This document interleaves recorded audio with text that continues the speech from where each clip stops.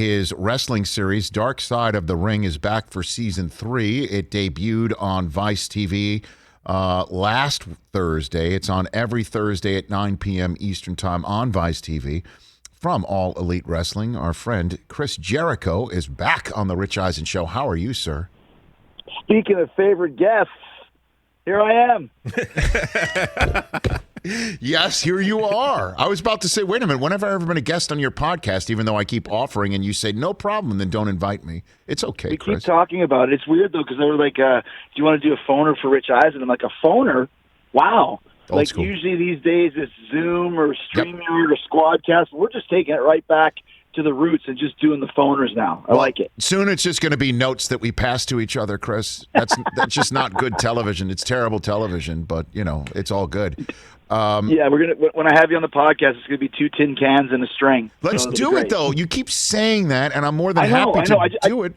I gotta wait for the right topic, Rich. We need something we can sink our teeth into. Obviously, your illustrious history is one thing, but we need some kind of a topic to get into. Okay, we could do that. The fact that I can't climb the walls of Jericho onto your podcast right now, I think I'm stuck in them right now.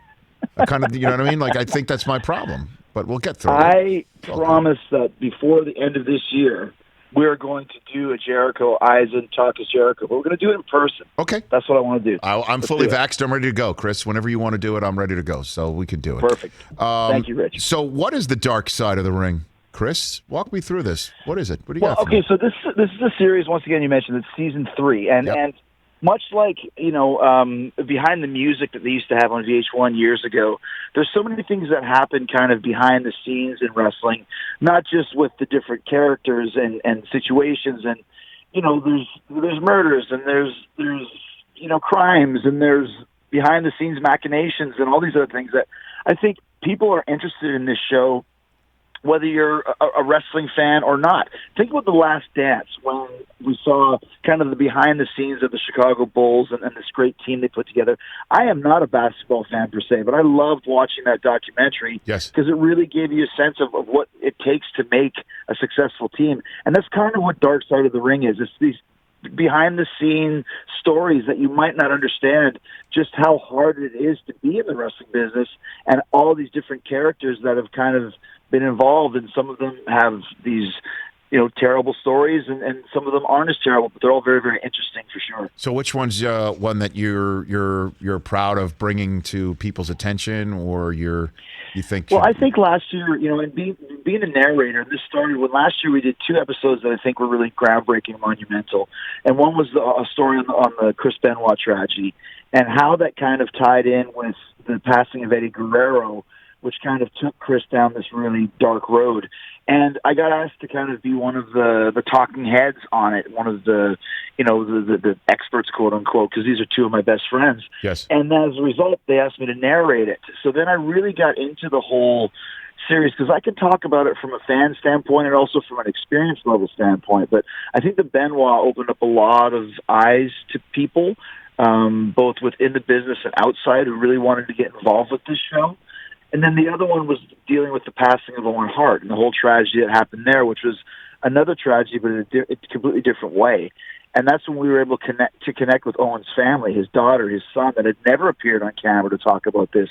And here they are now in their early 20s. So I think once we had those 2 shows, you're talking, just incredible journalism to deliver these stories, and very riveting, sad, tragic, but almost brings a little bit of closure after 20-odd years of these things happening. So I think that's kind of what really opened the door to making this such a successful series to this day. Vice TV's Dark Side of the Ring, again, season 3 debuted last Thursday. The next episode and all episodes are on Thursday nights at 9 Eastern time on Vice TV. And I know this might be crossing streams between different circles of wrestling and certainly different times. Did you see the documentary, the Rowdy Roddy Piper documentary recently at all? Speaking of docs on the subject. I haven't seen it yet, because I know there's a bunch of that I want to check out. I want to see that one. I want to see the Steve Austin one. So, and once again, very interesting stories about these iconic characters, and you really don't know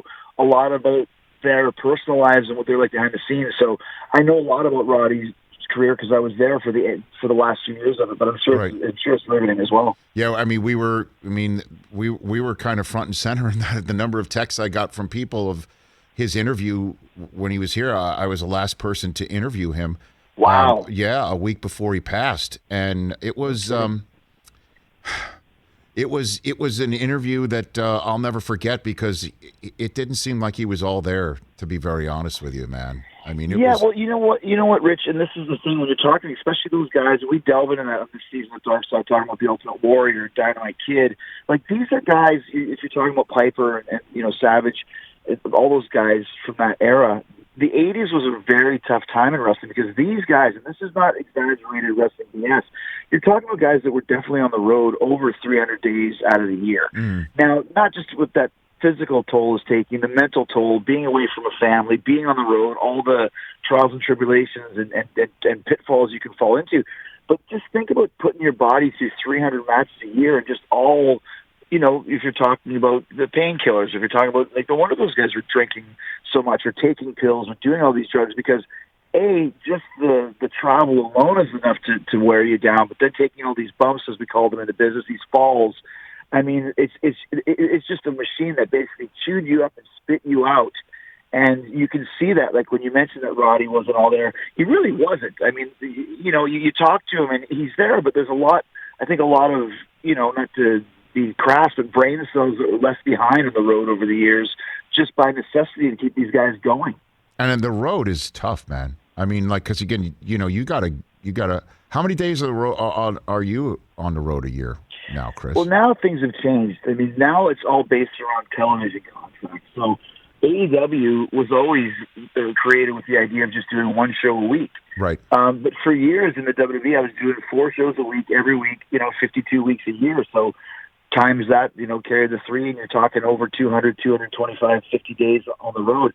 And that's the thing, too. This is not like the NBA where you're picked up and dropped off and every travel expense is taken care of. I mean, you get your plane ticket and your itinerary, and that's it. So you go to the airport, you got to go through security, you got to get in the plane, you got to get your bags, you got to get your rent-a-car, you got to drive to the town, you got to do your show, you got to drive to the next town, find a hotel. Hopefully everything isn't sold out. I mean, it's very much a grind, very rigorous in all the stuff you have to go through. So that takes its toll as well. Chris Jericho here on the Rich Eisen Show, Talk is Jericho pod, and of course, All Elite Wrestling here on the Rich Eisen Show. How is that AEW treating you, Chris? It's been great. I mean, the thing I love about AEW is it's owned by the Kahn family, who owns the Jacksonville Jaguars, and they own the Fulham Football Club over in England.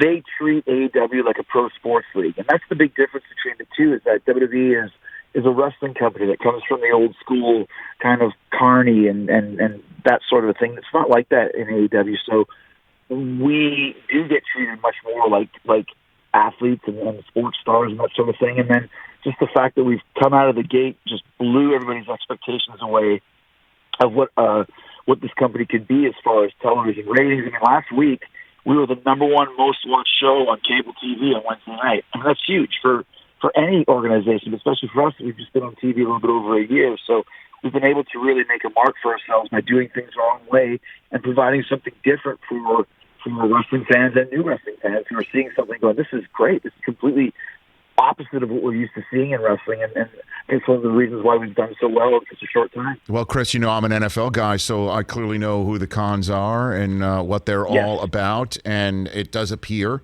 that somebody who might be in their employ and under contract to the Jacksonville Jaguars very soon would be Tim Tebow. Do you think that maybe you can get Tim involved in AEW? Get him out there? It's funny because we've had kind of a cameo by Urban Meyer at one point. And we always talk about Tebow, and obviously there's Trevor Lawrence now. There's so much of a spotlight on Jacksonville. And Tony Khan, who's my boss, is very involved with the Jaguars. And I'm sure at some point we'll have probably cameos from all of those guys. And there's no reason not to. I mean, we just had a big storyline with Mike Tyson, and Shaq had his first match with us. So we are getting these mainstream, sports, legends and future legends involved. So I don't have any doubts that we will have them involved at some point. It's perfect symmetry. But here's the deal, Chris. Like, let's you and I right now map out Tebow's character and story arc. Like, let's do it right now. Like, can we turn him into a heel? Like terrifying Tim or something? Like what do you got for me? It always works with when you're bringing in guys like that, especially in the city of Jacksonville. You know the Khans are going to be probably very careful with how you use them. So it's very simple, you know. The bad guy's running wild. Let's say he's in there with Chris Jericho, and he does something dastardly, and as he's running out the arena to escape, you know, Tebow whips a football out of his head, knocks him out, and the Knight catch up to him and beat him up and get the big victory. There you go. Falls count anywhere, and Tebow throws a football on his head and knocks him out, and I get the win. Well, here's the deal, Chris. The problem is Tebow's trying out to catch the football, and the reason why he's been gone for 9 years is his occasional inability to be accurate with the football. So I think we might have to workshop that a little bit. Maybe cool. We just make sure it's a taped match, and then we can just edit it out. If it takes him 15 tries, we'll just take the best one. So you know, we came up with a Tim Tebow is hashtag all elite. I don't know if the head on his body right there is the actual. Is that all Tim Tebow? That is all Tim Tebow. That is all Tim Tebow. So he's ready to roll. He can pin somebody right now. Like he can go top rope right now. Chris. Now, once again, I can't see the graphic, but I'm envisioning it. Yes, you Theater should. of the mind. You should. He's look. All I know is that if this happens, we'll take 10%. That's all I'm saying. But I got to probably speak to Cody about that. I imagine. I'll give you 10% either way. I just think it's fair. I like it. I like it very much. There you go. I like it very much.